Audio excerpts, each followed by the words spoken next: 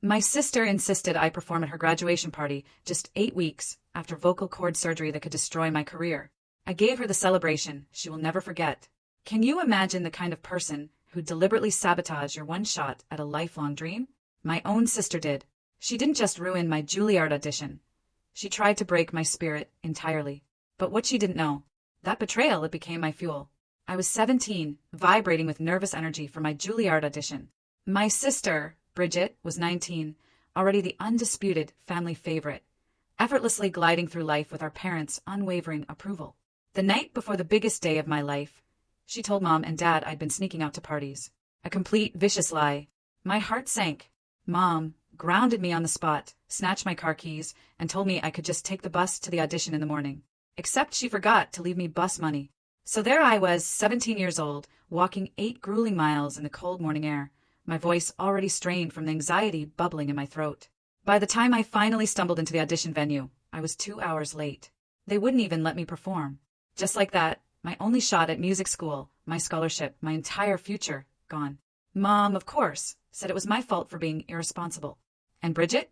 She just shrugged, a smug little smile playing on her lips, and said maybe it was a sign I should pick a more practical career. It crushed me, absolutely flattened me. That scholarship was my escape. My voice was my only path. But you know what? That's the thing about starting from rock bottom. You learn to fight for every single opportunity. I ended up at community college, working 3 jobs just to pay for voice lessons on the side. I spent 6 years grinding. I sang at weddings for $200 a pop, recorded demos in sketchy, damp studios, and taught music classes to kids at the YMCA. Every single week, I uploaded covers to YouTube. Nothing fancy, just me and a cheap keyboard in my tiny apartment. Then, one of those covers, it went viral. For 1,000,000 views in a month. It felt surreal. A talent scout reached out. Suddenly, I wasn't just singing. I was singing backup for actual touring artists. Then, I was doing my own small venues, then bigger ones. Last year, it finally happened. I signed with a real label. My debut album is coming out next month, and the advance? For $100,000. I bought a house. My own house. Meanwhile, Bridget became exactly what her parents always wanted. Dental degree, suburban house, 2 kids, husband who manages a bank. They showered her with praise, and for her wedding, they gave her $80,000. My big label signing? My debut album? They gave me a $50 gift card. I didn't complain though. I just kept my head down and kept building my career. I hadn't been to a family event in 3 years. Bridget never called to congratulate me on the record deal. Neither did Mom. Then, 2 months ago, I had vocal cord surgery. Polyps. Years of overuse. My doctor gave me the terrifying news, no singing for 12 weeks minimum, or I could permanently damage my voice. I'm 8 weeks into recovery now. Can't even hum without a sharp pain. I posted about it online so my fans would understand why I wasn't performing. Thousands of supportive messages poured in. Not one from my family. Then, last week, my phone rang. It was Bridget. The first time I'd heard from her in literally 18 months. She didn't ask about my surgery. She didn't ask about my album. She was getting her MBA, and the graduation party was next month. She wanted me to sing at it. Not just any song, either. She wanted me to perform the one that went viral, in front of all her classmates. It would mean so much to have my famous sister perform, she said, her voice dripping with artificial sweetness. I reminded her, gently, that I'd just had surgery. Can't sing for another month minimum, I told her. She actually laughed. Come on, she said. One song won't hurt. You sing for strangers all the time, but not for your own sister. My jaw tightened. I physically cannot sing right now, Bridget. Doctor's orders. She accused me of being selfish, of being jealous of her achievements. An hour later, Mom called. Her voice was cold, sharp. Your sister worked so hard for this degree. The least you can do is support her. I explained the surgery again. Mom actually scoffed. You're exaggerating. You can surely manage one song if you really wanted to. Bridget already told all her friends you'd be performing. You're embarrassing the family by being difficult. The calls didn't stop. Every single day. Mom, Bridget, even Bridget's husband, Justin. Just lip sync if you have to. Take some throat lozenges. Stop punishing Bridget for being successful. The sheer, unbelievable entitlement. They wanted me to risk my entire career, my voice, my livelihood, for Bridget's party.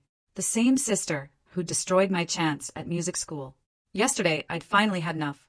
I called my friend Louise, who's also my manager. I need you to come with me. I said, my voice shaking. Family business. He knows my history with them. Knows the years of silent torment. He didn't even hesitate. We drove 6 hours to Bridget City. The graduation party was today. A big, fancy country club. Probably 20 grand, easily. We walked in just as Bridget was giving some long, rambling speech about her journey and accomplishments. She saw me, and her face lit up like a Christmas tree. She actually announced to everyone that her sister, the recording artist, had arrived to perform. The whole room, 200 people, her classmates, professors, husbands, colleagues, all turned to look at me. Mom was beaming, like she'd organized the whole thing herself. I walked straight to the microphone. Bridget handed it to me, already pulling up the backing track on her phone. "Thank you, Bridget," I said, my voice echoing through the speakers, steady and clear. "But I won't be singing today, or ever, for your events." I paused, letting that sink in.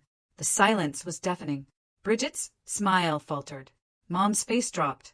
"See, when someone sabotages your Juilliard audition at 17, lies to get you grounded the night before, and costs you your only shot at music school, you learn not to sacrifice your career for them, especially when they demand you sing 8 weeks after vocal surgery. That could end your career if you damage it further." I looked directly at Bridget, who stood frozen, pale as a ghost. "But congratulations on your MBA." The color drained from her face completely. Mom, with a gasp, walked toward me and slapped me. Hard. The security guard was between us before she could swing again. Luis, bless him, grabbed my arm and pulled me back from the microphone. The entire country club went silent. 200 people, staring. Bridget's face turned from white to bright red. Her mouth opened, but nothing came out. I could hear her MBA classmates whispering to each other. One of them had their phone up, recording. Luis kept his hand on my shoulder, a steady presence, and guided me toward the exit. My legs felt shaky, but I kept walking. The crowd parted as we moved through. Someone gasped. A woman put her hand over her mouth. Bridget's husband, Justin, stood frozen by the bar, his drink halfway to his lips. Mom started yelling something behind us, but Luis didn't let me stop. We pushed through the double doors and into the lobby. The country club manager looked utterly bewildered. Luis didn't slow down. He led me straight through the front entrance and into the parking lot. The cool air hit my face, and my hands started shaking. Really shaking, like I couldn't control them at all. Luis unlocked his car and opened the passenger door. I got in, and my whole body started trembling. He closed the door, ran around to the driver's side. My phone buzzed in my purse. Then again, nonstop buzzing. Luis reached over and took my purse. He pulled out my phone and turned it off. The screen went dark. He handed me a water bottle from the cup holder. I tried to open it, but my hands were shaking too much. He took it back, opened it for me. I drank some water. My cheek hurt where Mom hit me. The skin felt hot and tight. Luis started the car and pulled out of the parking lot. I looked back at the country club building. People were already spilling out the front doors. Bridget stood there, arms crossed. Mom was next to her, pointing, her mouth still moving, directed at Luis's car. We turned onto the main road, and they disappeared from view. Luis drove for an hour before either of us said anything. I stared out the window, watching the highway signs go by. Trees and buildings and gas stations blurring past. My face still hurt. My throat felt tight, not from surgery, but from the raw emotion. Luis kept glancing over at me every few minutes, making sure I was okay. The sun started setting, painting the sky orange and pink. I thought about what I'd just done, standing up in front of all those people and telling them what Bridget did, what Mom did. Years of staying quiet, years of taking it, and now, everyone knew. Bridget's classmates knew. Her professors knew. Her husband's work friends knew. I spoke my truth after all this time, but my face hurt, and I could already imagine the calls coming, the texts, the voicemails. Mom screaming at me. Bridget calling me horrible names. Dad probably wouldn't call at all, just like always. Luis reached over and squeezed my hand for a second, then put his hand back on the wheel. The highway stretched out in front of us. Still 5 hours to go until we got home. We stopped at a rest area halfway home. Luis needed gas, and I needed to use the bathroom. My legs felt stiff from sitting. I walked into the rest stop building. Fluorescent lights buzzed overhead. The bathroom was empty. I went into a stall, then came out to wash my hands. That's when I saw my reflection in the mirror. A red mark covered my left cheek. Bright red, like someone had painted it there. The edges were starting to turn purple, a bruise forming. I touched it gently and winced. It hurt worse than I thought. The door opened, and an older woman came in. She glanced at me, and her eyes went straight to my cheek. Her expression changed, concerned, worried. I looked away and dried my hands. Luis was waiting outside the bathroom. He saw my face and his jaw tightened. He pulled out his phone and held it up. I didn't understand at first. Then he pointed at my cheek. He wanted to take a picture. Documentation. Evidence. I nodded. He took 3 photos from different angles. The flash made me blink. He put his phone away without saying why he wanted the photos. We both knew, though, just in case. We got back in the car and drove the rest of the way home. Luis pulled into my driveway at midnight. The house was dark. I'd left in such a hurry yesterday, I forgot to leave any lights on. Luis turned off the engine, but didn't move to get out. He looked at me in the dim light from the street lamp. Told me he was staying in the guest room. Didn't ask. Just told me. I was grateful. The adrenaline from the party was wearing off, and I felt exhausted, heavy like my body weighed twice as normal. We went inside, and I showed Luis where the guest room was. Fresh sheets already on the bed from the last time he stayed over. He said goodnight and closed the door. I went to my room and sat on the edge of my bed, still in the dress I'd worn to the party. My phone was still off in my purse. I didn't turn it back on. Didn't want to see the messages yet. My cheek throbbed. I touched it again, and the pain shot through my jaw. I got up and looked in my bathroom mirror. The bruise looked worse now, darker purple, spreading across my cheekbone. I took off my dress and put on sweatpants and a t-shirt. Washed my face carefully around the bruise. Brushed my teeth. Went to bed, but I couldn't sleep. Just stared at the ceiling, thinking about what I'd done. What happened next? What this meant for my family, for my career, for everything. I woke up to sunlight coming through my bedroom window. My phone was still off. I turned it on and waited for it to boot up. The screen lit up and notifications started flooding in. Missed calls, text messages, voicemails. The numbers kept climbing. 47 missed calls. Most from numbers I didn't recognize. Some from Bridget. Some from Mom. Some from Justin. I opened my texts. Bridget had sent me a long message at 2 in the morning. Every horrible name she could think of. Calling me jealous, bitter, pathetic.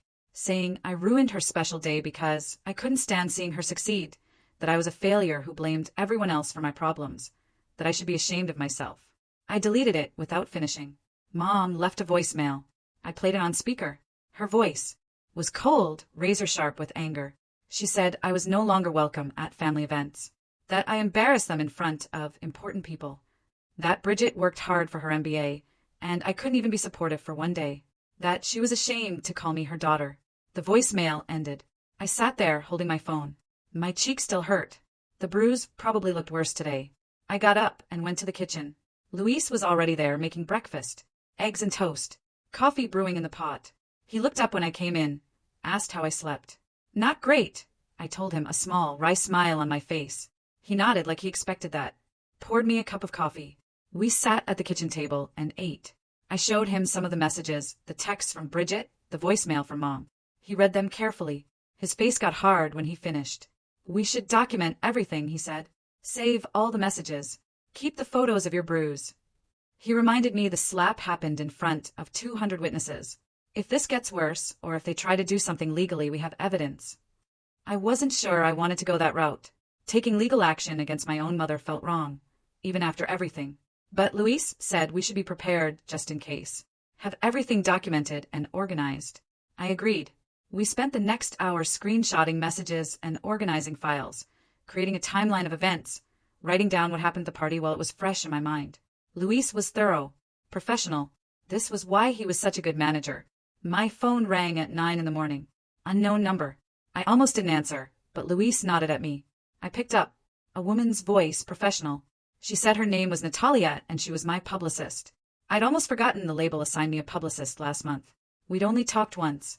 She asked if I'd seen what was happening online. I said no. She told me a video of the confrontation was circulating. Someone at the party filmed the whole thing. Me at the microphone telling everyone what Bridget did. Mom slapping me. Luis pulling me away. The video was posted last night and already had thousands of views, thousands of shares. People were commenting, talking about it. Natalia said she was coming over to talk about damage control. Asked for my address. I gave it to her. She said she'd be there in 2 hours. The call ended. Luis and I looked at each other. A video. Of course, someone filmed it. Everyone has their phones out at parties now, recording everything. I felt sick. Not because I regretted what I said, but because now it was out there. Forever. No taking it back. No pretending it didn't happen. Natalia showed up exactly 2 hours later. She was younger than I expected, maybe 30, dressed professionally in a blazer and nice jeans. She had a laptop bag over her shoulder. Luis let her in, and we sat in my living room. She opened her laptop and pulled up the video. "Do you want to watch it?" she asked. I said yes. She turned the screen toward me and pressed play. There I was, walking up to the microphone, Bridget handing it to me with this huge, fake smile. Then my voice, clear and strong, coming through the speakers, telling everyone about the Juilliard audition, about the sabotage, about the surgery, about risking my career. The camera shook a little but caught everything. Bridget's face going pale. Mom walking toward me. The slap. The sound of it echoed in my quiet living room. Luis pulling me back. The crowd's reaction. Gasps and whispers. The video ended. Natalia closed the laptop. She looked at me. "This might actually help your career instead of hurting it." I stared at her, dumbfounded. She explained that people were responding with overwhelming support. The comments were calling Bridget and Mom out for their behavior, praising me for standing up to family pressure, talking about how brave I was, how real. The video had 500,000 views now. Major music blogs were picking up the story, writing articles. Natalia pulled up her phone and showed me some headlines. She said we should lean into this moment. Release a statement that's honest about my family situation and my vocal recovery. Turn this into part of your artist story, she said, instead of trying to hide it or downplay it. I sat down with Natalia and Luis at my kitchen table. Laptop open between us. Natalia pulled up a blank document and asked me to tell her everything I wanted people to know. I started with the Juilliard audition. How Bridget lied to get me grounded. How Mom took my car keys and forgot bus money. Walking 8 miles in the cold. Missing my only shot at music school. Natalia typed while I talked. Then I told her about the surgery, the polyps, the doctor's orders for 12 weeks of no singing. How I was only 8 weeks into recovery.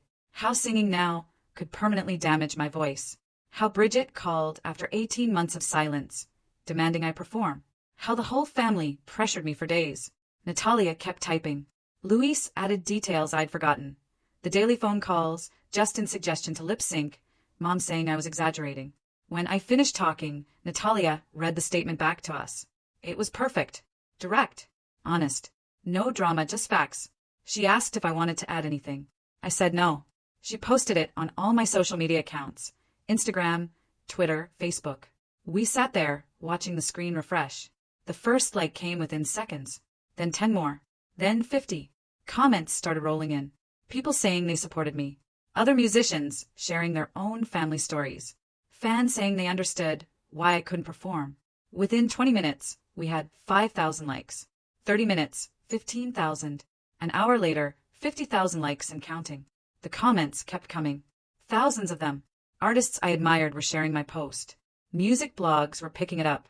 Natalia smiled and said this was going exactly as she hoped. My phone started ringing. Unknown numbers. Natalia told me not to answer. She'd handle all media requests. Luis made coffee while we watched the numbers climb. Then my email dinged. Natalia opened it on her laptop. A journalist named Augustine Parks wanted to interview me. Natalia knew his work. He wrote for a major music magazine. Long profiles about artists. Deep dives into their careers and personal stories. Not gossip stuff, real journalism. She pulled up some of his past articles. They were good, thoughtful, the kind of pieces that made you understand an artist better.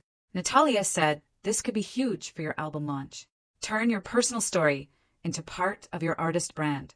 Show people the journey from sabotaged audition to record deal. She asked if I was comfortable doing it. I said yes.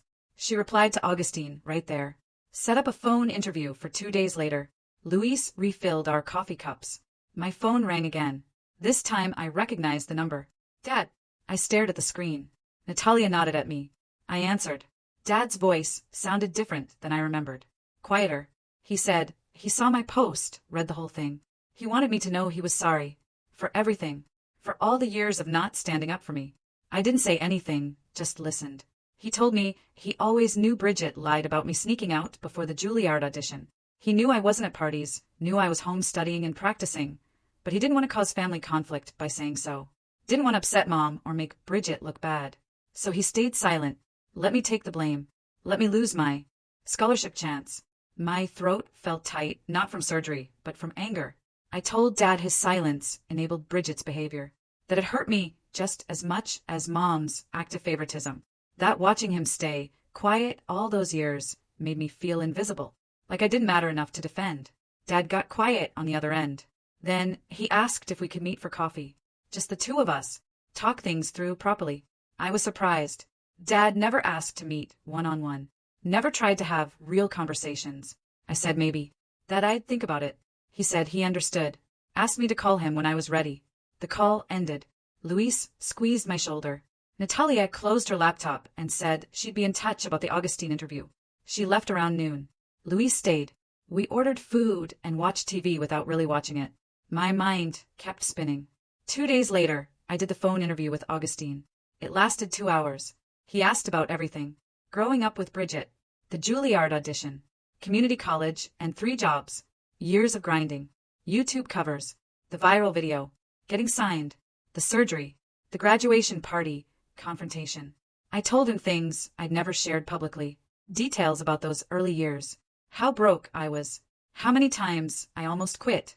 How much the music meant to me. Augustine listened. Really listened. Asked good follow-up questions. Made me feel heard. When we finished, he said the article would run in 3 weeks, right before my album dropped. Perfect timing. That same afternoon, my phone rang. Dr. Campbell's office. Scheduling my checkup. The receptionist gave me a date and time. I wrote it down, hung up. Then I noticed my throat felt tight. Painful in a way it hadn't been before. Not from talking on the phone, just constant tension. I'd been unconsciously clenching my jaw, tensing my neck muscles. The stress of everything was showing up physically. I touched my throat gently. It hurt. I called Luis and told him. He said I needed to mention it at the checkup, make sure it wasn't affecting my recovery. The appointment came. Dr. Campbell did his usual examination, looked at my vocal cords with the scope, said the healing was progressing well, no complications. But then he felt my neck and shoulders, asked me to swallow, watched my throat move. He said I was carrying a lot of tension, physical stress that could slow my recovery or cause other problems. He wrote down a name and number, a voice therapist named Finn, who specialized in helping singers recover from surgery and manage performance anxiety. Dr. Campbell said Finn could teach me techniques to release the tension. I took the paper, called Finn's office from the parking lot, and got an appointment for the next day. When I showed up, Finn was younger than I expected, maybe early 30s. Calm voice, easy smile. His studio was small and warm. Comfortable chairs, soft lighting. He asked me to sit and tell him what was going on. I explained the surgery, the family confrontation, the viral video, the constant phone calls and messages, how my throat felt tight and painful even though the vocal cords were healing. Finn nodded like he'd heard this before. Emotional stress manifests as physical tension in the throat and neck. Especially for singers, he said. Our voices are tied to our emotions. When we're stressed or upset, we unconsciously tighten those muscles. It's protective, but it can interfere with healing. He had me stand up, put one hand on my stomach and one on my chest, taught me breathing exercises, deep breaths from the diaphragm, slow exhales. We did it for 10 minutes. Then he showed me gentle vocal warm-ups. Nothing that would strain my healing cords, just humming at low volumes, sliding between notes carefully, releasing tension bit by bit. For the first time in days, my throat started to feel less tight, less painful. The pressure eased. Finn scheduled me for twice-weekly sessions. Said we'd work on both the physical tension and the emotional stress driving it. I left feeling lighter. Got home and found a new voicemail. Justin, Bridget's husband. His voice was angry, loud. He said I ruined Bridget's celebration, made her look bad in front of her colleagues, that she was devastated and humiliated, that I was a selfish attention seeker who couldn't let her have one special day. The voicemail went on for 2 minutes, every word dripping with rage. I played it for Luis when he came over that evening. His jaw clenched, his protective instincts kicked in hard. He wanted to call Justin back, tear into him, defend me. I put my hand on his arm, told him to let it go. Engaging would only make things worse. Give them more ammunition, more reasons to play victim. Luis didn't like it, but he agreed. Deleted Justin's number from my phone, so I wouldn't be tempted to respond. The next day, my phone started blowing up with notifications like crazy. The video hit 2 million views overnight. My social media was full of messages from people I didn't know. Reporters, journalists, TV producers. Everyone wanted to talk about what happened at the party. Luis came over early that morning with coffee and his laptop. He showed me the numbers. The video was everywhere. Entertainment blogs, music websites, even regular news sites were picking it up. People were sharing it with comments about toxic families and standing up for yourself. The support was overwhelming. Natalia called at 8 a.m. sharp. Her voice was excited but controlled. She had a list. Morning shows wanted me. Podcasts wanted interviews. Entertainment programs were reaching out. She said, "We need to be smart about this. Pick the right platform. Tell your story the right way." We spent 2 hours on the phone going through options. Some places just wanted drama. They'd twist my words, make it sensational. Others seemed more interested in the real story, my journey, how I got here. Natalia mentioned that journalist Augustine Parks again. He specifically reached out, wanted to do a feature on me. I looked him up, read some of his articles. They were good. He let people tell their stories without making them sound fake or dramatic. He asked real questions, got real answers. I told Natalia to set it up. Augustine called me that afternoon. His voice was calm, professional. He explained what he wanted to do. A full profile, my background, the Juilliard story, building my career from nothing. The surgery, the family situation, everything. He said he wanted 2 hours on the phone, maybe more if needed, just me talking, him listening, and asking questions. I agreed. We scheduled it for the next day. When Augustine called, I was nervous, but he made it easy. Started with simple questions. Where I grew up when I started singing. He didn't rush. Let me talk. Really listened. I told him about being 17, about Bridget lying to get me grounded, about walking 8 miles to that audition and being too late, about Mom saying it was my fault, about Bridget suggesting I pick a different career. He asked how that felt. I told him the truth. It destroyed me. That scholarship was everything. My only way out, my only chance at the life I wanted. When it disappeared, I felt like my future disappeared with it. But then I got angry. Decided I'd prove them all wrong. He asked about community college, about the 3 jobs, the voice lessons I paid for myself, the YouTube covers. I told him about uploading videos every single week for years, how most got maybe 100 views. How I kept going anyway because what else could I do? Then one video hit different. For 1,000,000 views in a month. That scout reaching out. Everything changing. Augustine wanted to know about the years between. The grinding. Singing at weddings for $200. Recording in sketchy studios. Teaching kids at the YMCA. I described it all. The exhaustion. The doubt. The moments I almost quit. But also the small wins. The first time someone recognized me from YouTube. The first paid gig that felt real. The first time I sang my own song instead of a cover. We talked about the record deal, the album, the surgery. He asked detailed questions about the polyps, about the recovery process, about what it meant to not be able to sing for 12 weeks. I explained how scary it was, how my voice is my career, my life, everything I worked for. If the surgery didn't work, or if I damaged my cords during recovery, it could all end. Then he asked about Bridget's call, about her demanding I perform. I walked him through every conversation, every guilt trip, every manipulation. Mom saying I was exaggerating, Justin telling me to just take throat lozenges. The complete disregard for my health and career. Augustine asked why I went to the party. I told him I was done being silent, done letting them treat me like I didn't matter, done pretending their behavior was okay. He asked if I regretted it. No, I said. Not even a little bit. The interview lasted almost 3 hours. When we finished, I felt exhausted but good, like I'd finally told the whole story to someone who actually cared about getting it right. A few days later, Dad texted, asked if I'd meet him for coffee. Just the 2 of us. I stared at that text for a long time. Wasn't sure I wanted to see him. Wasn't sure what he could possibly say that would matter. But I agreed. Picked a coffee shop halfway between our cities. Neutral ground. When I walked in, Dad was already there, sitting at a corner table. He looked older than I remembered. More tired. Gray hair, lines around his eyes. He stood up when he saw me, gave me this awkward half-hug.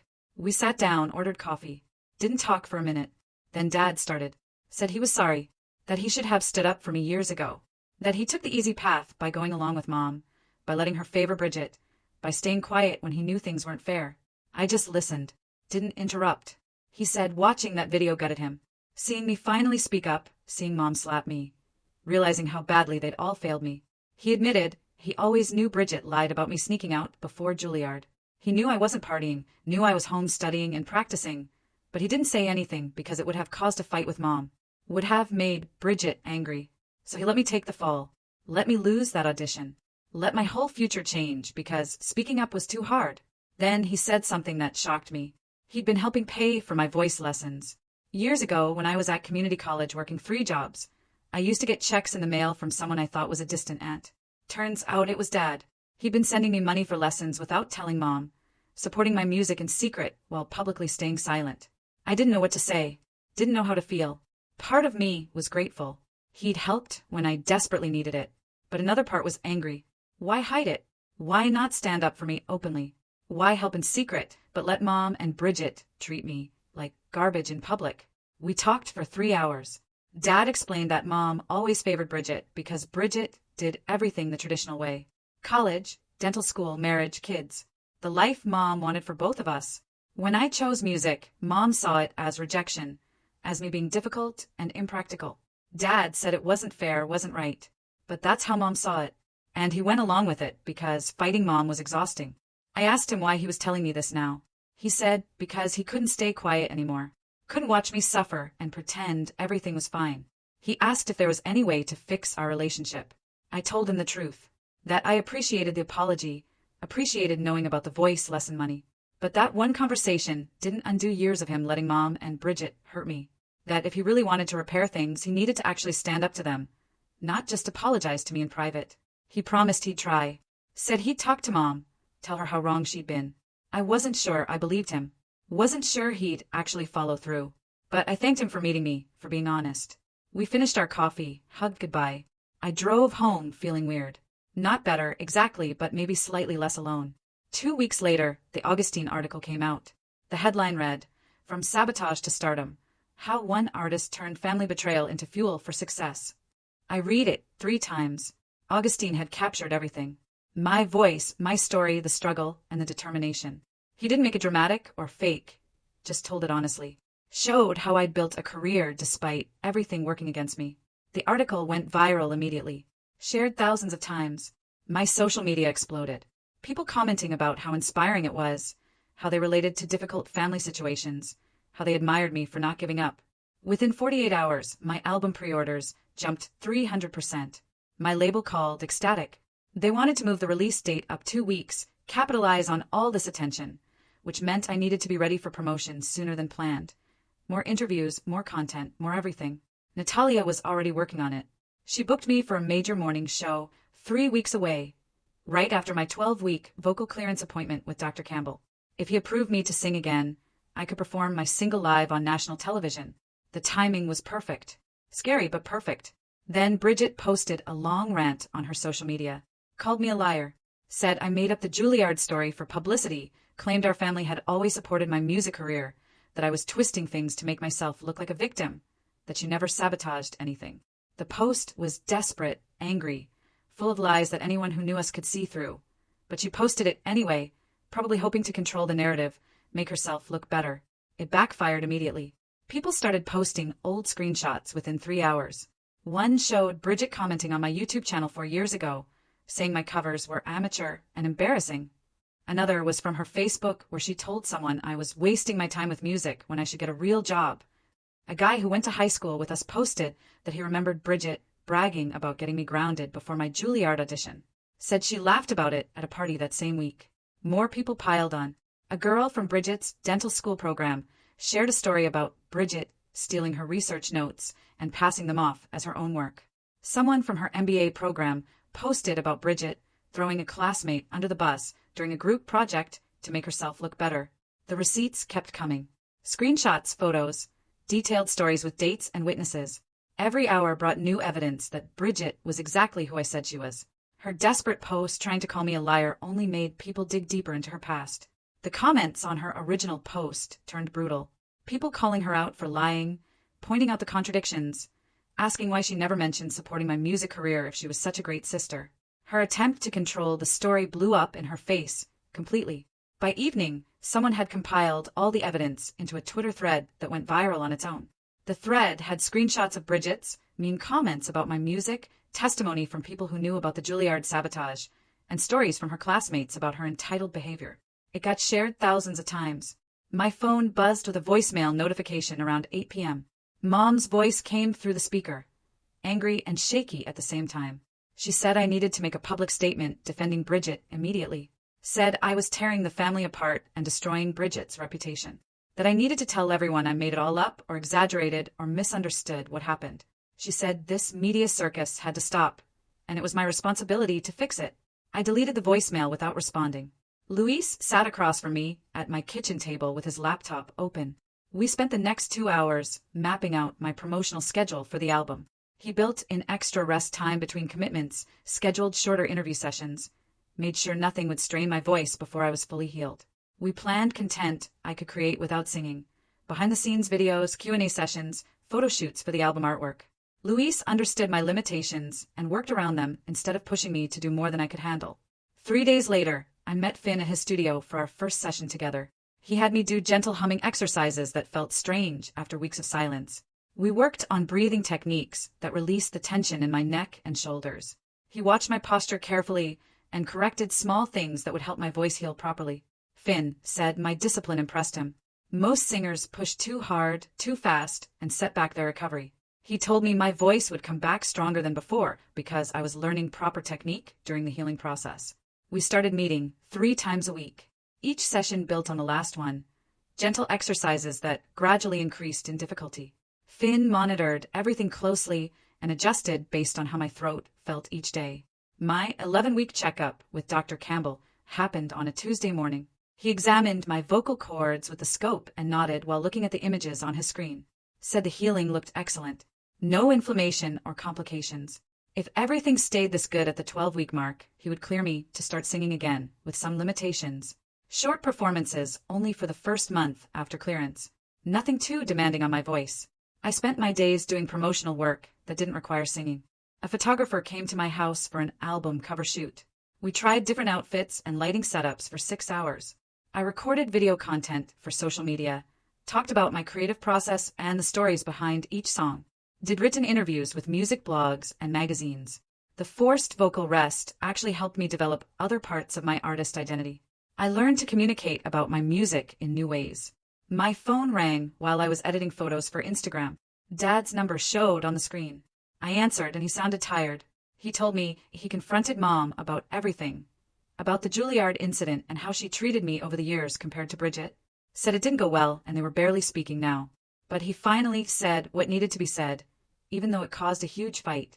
I thanked him for standing up for me. Then I told him the truth.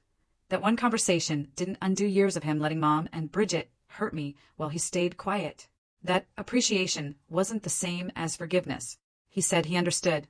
Asked if we could have regular coffee meetings to rebuild our relationship slowly.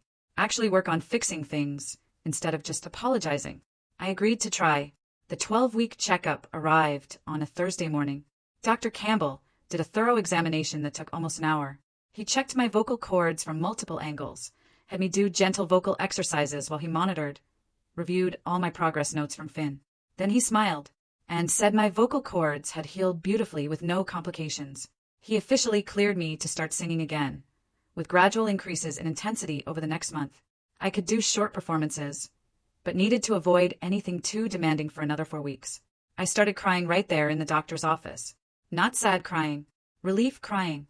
The kind where you can't stop because you've been holding your breath for 3 months, waiting to hear those words. Luis stood up from his chair and hugged me while Dr. Campbell smiled and printed out my clearance paperwork. My voice was coming back. I could sing again. Dr. Campbell reminded me to take it slow and gave me a list of restrictions for the next month.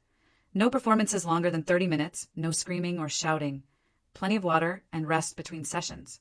I nodded, wiping my face with the tissue he handed me. Luis drove me straight to Finn's studio because I'd already texted him the good news, and he wanted to start working with me immediately. Finn had cleared his afternoon schedule just for this. He met us at the door with the biggest grin and led me into the practice room where he'd set up recording equipment, just in case my voice sounded good enough to capture. Luis sat on the couch against the wall while Finn and I stood near the piano. Finn started with the gentlest warm-up exercises, humming first, then simple scales. My throat felt tight from nerves, but the sound that came out was clear, different from before, but in a good way. Finn's eyes widened, and he gestured for me to keep going. We moved through progressively harder exercises, and my voice felt stronger with each one. The surgery had removed the polyps that caused strain for years. The proper technique I learned during recovery gave me better control. My tone was clearer and richer than it had been before the surgery. Finn recorded everything and played it back for me. I barely recognized my own voice. It sounded professional, polished, like the voice of someone who'd actually made it. Luis was grinning from the couch, and Finn kept saying he couldn't believe how good I sounded after just getting clearance. We spent 2 hours in that studio, and by the end, I was singing actual songs, short ones with careful breath control, but real songs with lyrics and emotion. Finn recorded video of me performing, and the footage looked incredible. Natural, raw, real. Natalia called while we were watching the playback, and I put her on speaker. She wanted to post the video immediately with a caption about resilience and healing. I agreed and sent her the file. She had it posted within 20 minutes. The response was immediate and overwhelming. Hundreds of comments flooded in within the first hour. Thousands of likes and shares. People saying they were crying watching me sing again. Other artists commenting with support and congratulations. Fans sharing their own stories of overcoming setbacks. The video hit 100,000 views by that evening. Finn scheduled 3 extra sessions with me over the next week to help me build strength safely. The morning show performance was in 5 days, and we needed to make sure I was ready. I practiced my single every day with Finn monitoring closely to make sure I wasn't pushing too hard. He adjusted my technique in tiny ways that made huge differences, showed me how to support my breath better, and reduce tension in my jaw. My voice felt strong, and I was more excited than nervous about performing on national television. This was the moment I'd been working toward for 12 weeks. Dad called on the 4th day before the performance. He sounded uncomfortable, and I knew immediately something was wrong. He told me Bridget had asked him to pass along a message. She wanted to apologize and talk. I stayed quiet and let him finish. He said he told Bridget she needed to do serious self-reflection about her behavior, that she couldn't just apologize because the public backlash was affecting her reputation and career. He said he wasn't sure if her desire to talk was genuine or strategic. I thanked Dad for being honest with me. Then I told him I wasn't ready to talk to Bridget and might never be. That some relationships can't be repaired no matter how much someone apologizes. That I was focusing on building the life and career I wanted rather than fixing a family dynamic that was broken long before the graduation party. Dad said he understood and that he was proud of me for setting boundaries. We talked for another hour about my upcoming performance and album release. He asked if he could watch the morning show, and I said yes. The morning of the performance, I woke up at 5 a.m. and did my vocal warm-ups in the shower. Luis picked me up at 6 a.m., and we drove to the studio. Natalia met us there with my outfit and makeup artist. The green room was small but comfortable, and I spent an hour getting ready while reviewing my talking points for the interview portion. The host was friendly when we met backstage and told me she loved my story, said it would inspire a lot of people. I walked onto the set at 8:30, and the studio audience applauded. The interview lasted 6 minutes, and I talked about the surgery recovery and finding my voice, both literally and figuratively. Then I performed my single live with a small band backing me up. My voice was strong and clear, and I hit every note perfectly. The audience gave me a standing ovation. The performance video was posted online immediately after the show ended. It went viral within hours. 5 million views in 24 hours. Comments pouring in from people all over the world. Music blogs and entertainment sites writing articles about my comeback. My phone didn't stop buzzing all day. 2 days later, my album released. I spent release day doing radio interviews and social media promotion. Luis monitored the sales numbers obsessively and kept texting me updates. By the end of the first week, the album had debuted at number 3 on the charts. The highest first-week sales my label had seen from a new artist in years. The combination of my story, the quality of the music, and all the publicity had created the perfect launch. My label threw a small celebration at their office, and everyone kept congratulating me. Luis and I went to my favorite restaurant that night to celebrate properly. Just the 2 of us in a quiet corner booth. He ordered champagne and told me he was proud of how I'd handled everything, from the confrontation to the recovery. I realized sitting there that standing up to my family had been terrifying but necessary. It opened doors I didn't know were possible. Gave me permission to stop accepting their treatment and start building something better. 6 months passed. I was on a national tour, performing in venues I'd once only dreamed about. Sold-out shows in major cities. Fans singing along to every word. My voice was stronger than ever, and I'd built a career on my own terms, without family support or approval. Dad and I met for coffee every few weeks, and our relationship was slowly improving. He'd started standing up to Mom more and setting his own boundaries. But I'd accepted that Mom and Bridget might never be part of my life again, and I was genuinely okay with that. I'd found my own family in Luis and Finn and Natalia and the fans who supported my music. People who celebrated my success instead of resenting it. who showed up when I needed them, who believed in me even when I didn't believe in myself. That was enough. It was more than enough. So, tell me, what would you have done in my place? Have you ever had to choose between your family and your dreams? I really want to know your thoughts.